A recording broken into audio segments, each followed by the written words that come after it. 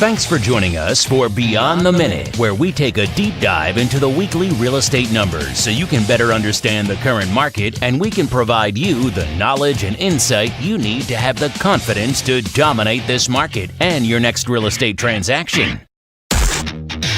Welcome to the Monday Morning Market Minute. Single-family inventory from South San Francisco to Redwood City right now, 202. That is an inventory surge from 179 of last week. We had 58 homes come on the market. That's a huge number. And we only had 28 homes go into contract. Condominiums right now, 109 condominiums on the market. That's up from 97 of last week. We had 25 condominiums come on the market and only 9 condominiums go into contract. So total. From South San Francisco to Redwood City, single-family homes and condominiums inventory is 311. And now, your hosts, with over 60 years of local Bay Area experience and hundreds of millions of dollars of closed real estate transactions, Timothy and Dan Gilmartin. Hello, this is Dan Gilmartin sitting down with the president of the Gilmartin Group, my brother, Timothy D. Gilmartin, and welcome to episode 22 for Beyond the Minute, where Tim and myself continue to dive deep and unpack the Monday Morning Market Minute. Good morning, Tim. Good morning, Dan.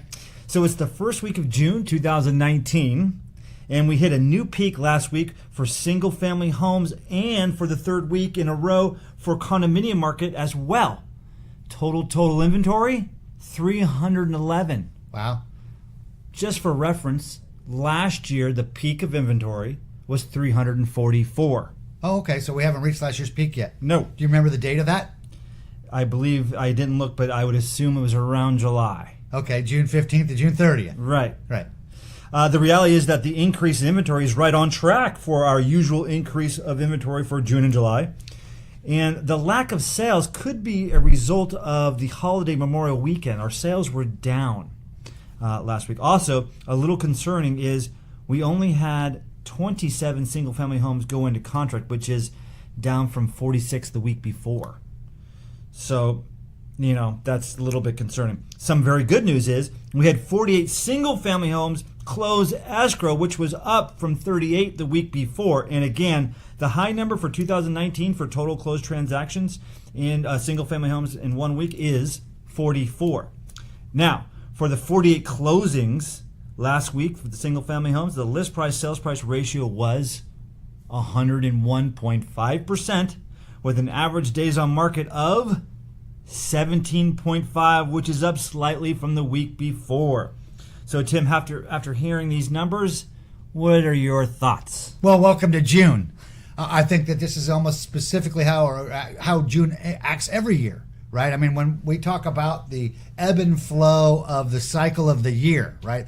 There's long cycles and short cycles. The short cycle being a 1 year cycle. We know that when we talk to owners, to sellers, they all talk about selling in the spring because spring is the best time to sell. And from my perspective, spring starts April 1st from a realtor's perspective, even though I know March 21st is the day. But the problem is that most of our clients are human, which makes most of us late. And late means June 1st. And that's where we are. From June 1st to June 30th tends to be our highest inventory of the year period of time, right? So that's exactly where we are. Now, I don't know if you were out on open houses last weekend, but I will tell you, I saw lots of open houses for sale. I think to me, if you were going to ask me tails on the streets, the tail on the street would be, wow, it seemed like a lot of homes for sale last weekend. Mm-hmm. Well, actually, this week, we're going to take Tales from the Street and we're going to combine it with That Sold for What? With a home in Hillsborough. The address is 729 Eucalyptus Ave.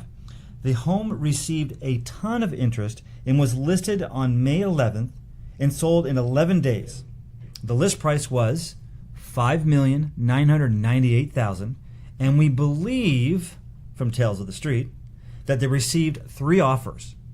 They just closed escrow, and it sold for $6,650,000, and at 3,680 square feet, that's a whopping $1,800 per square foot. Holy cow. Great property, though. Very awesome property, done very, very well. Location, right? Backs up to Burlingame Country Club, walk to downtown Burlingame, one level house, about everything perfect. We actually had a couple people in our database or our clientele who were actually really looking at it. I think there was so much activity on the home. That's maybe why they only got 3 offers, and it only takes 1. Yeah. Right? Well, you can only accept 1, as a matter of fact. If I could take 2, that'd be great. Right. But we can only take 1, right? And a matter of fact, is the people who have bought and sold many times will avoid being in that situation if they can, right? They want to buy the property that's not on the market, or they're the only offeree.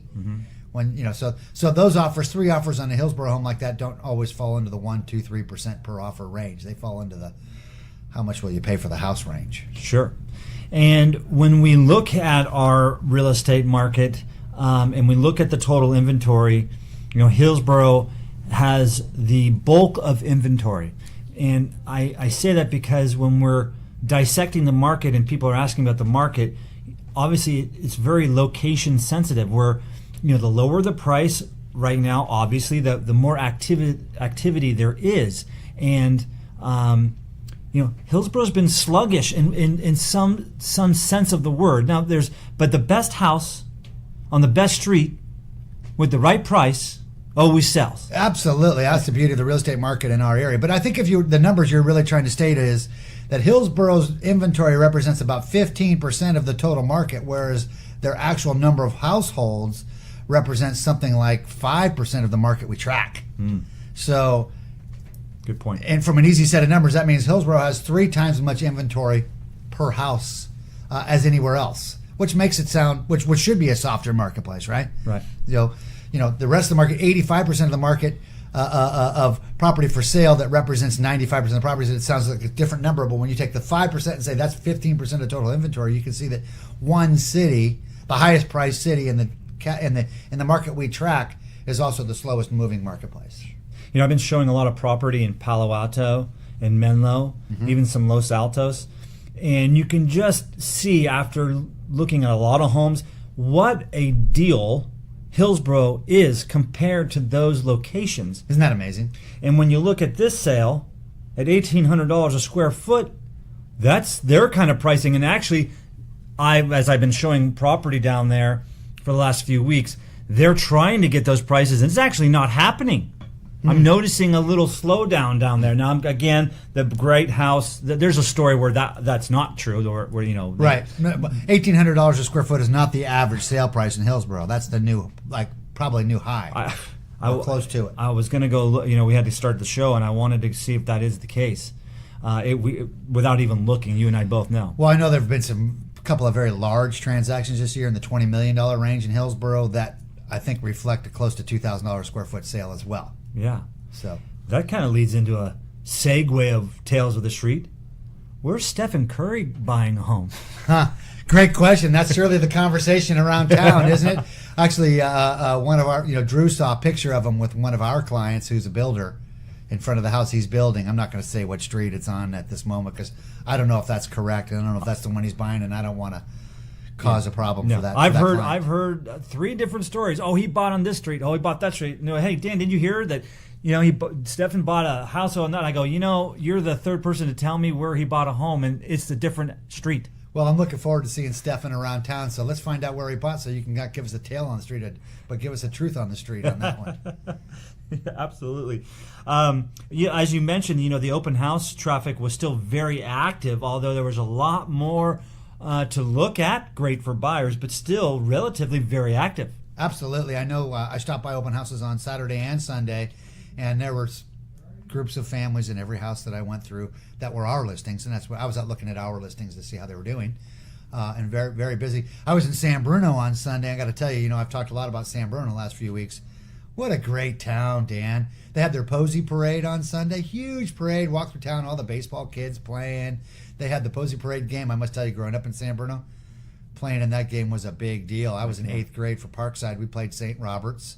So, of course, I was down there reminiscing on that. And then my grandsons played in the 10-year-old game because this is their last year in Pee Wees. But I got to tell you, why am I bringing it up? The town of San Bruno was celebrating the town of San Bruno on Sunday. The entire park, which probably is the best park on the peninsula, was full. Live bands, rides, food, candy. Telling you, San Bruno's a place to be. Well, let's be real. San Bruno has tons of grass area. Several picnic areas with barbecue pits, a pool, a hidden gem. What is that little park?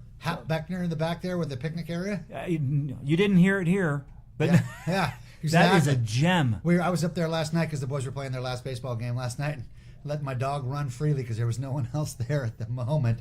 The park was full of baseball players last night, though. A lot of games going on. And let's not forget the Snack Shack. You know what? Snack Shack's not open anymore. What happened? We should I open don't up. know. Business opportunity. Yeah, I don't know what happened there, but I've been looking for the candy stand to open, and I haven't seen it open. So Oh, wow. I think that might be now abandoned.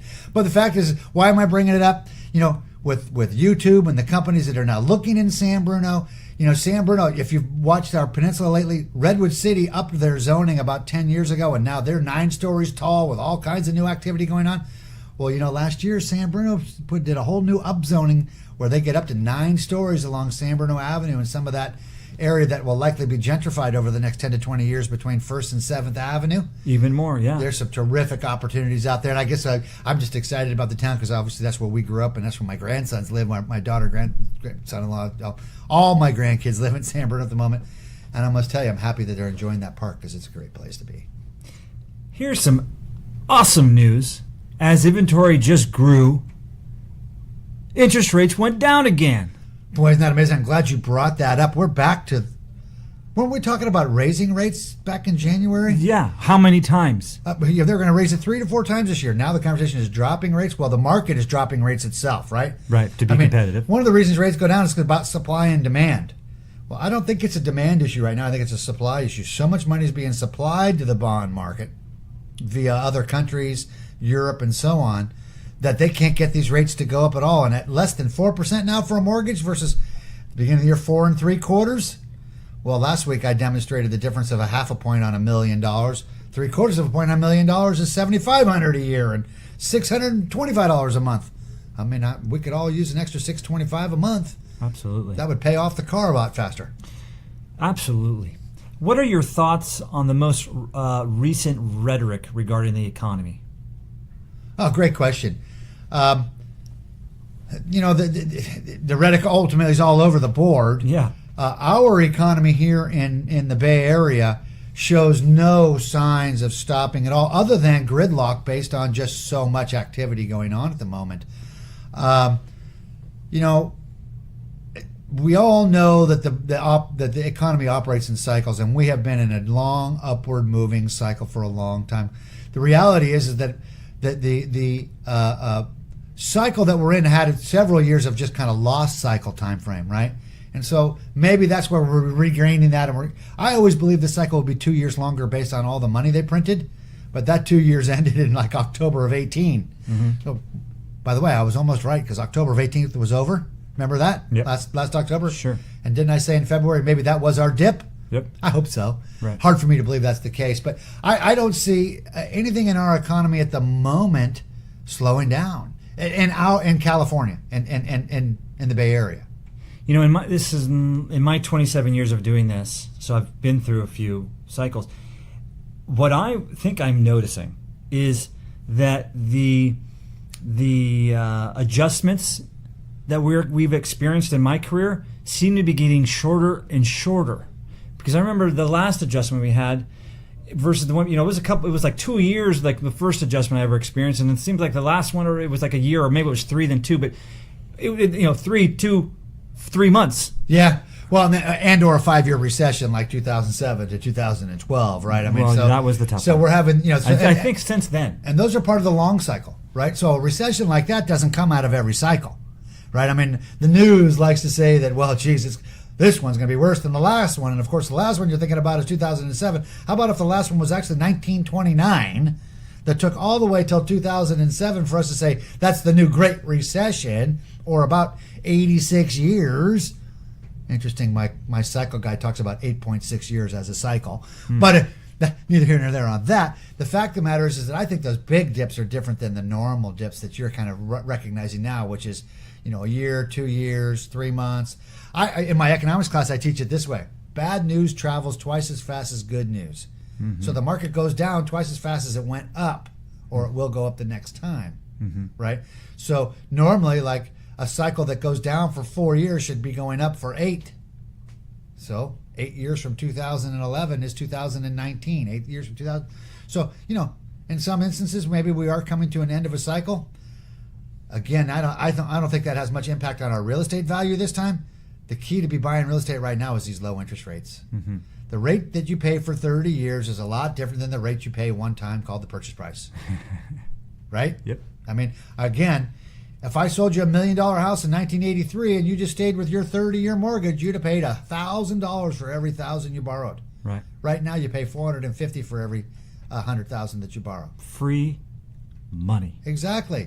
So that's not even hardly ever considered in the marketplace right now, right? All that reduced cost, so that these low rates may never be seen again.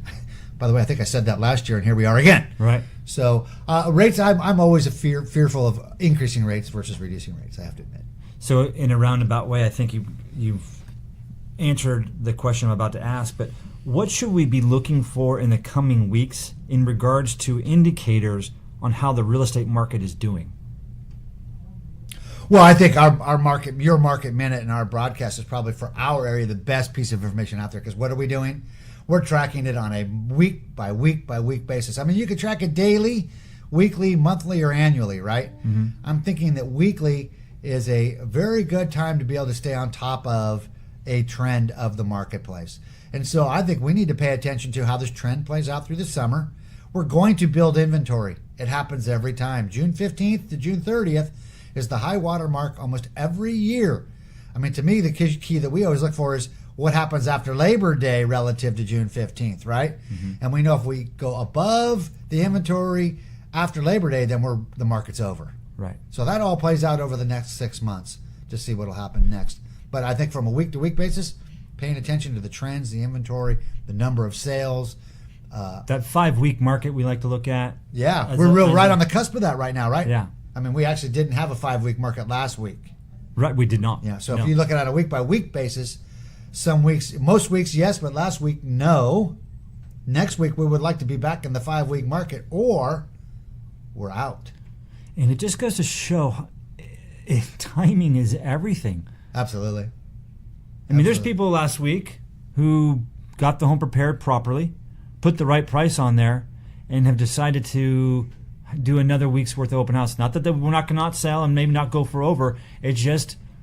Well, the energy is dissipated over more product, right? Supply and demand drives all things. And when the supply goes up and the demand stays the same, 40 sales a week...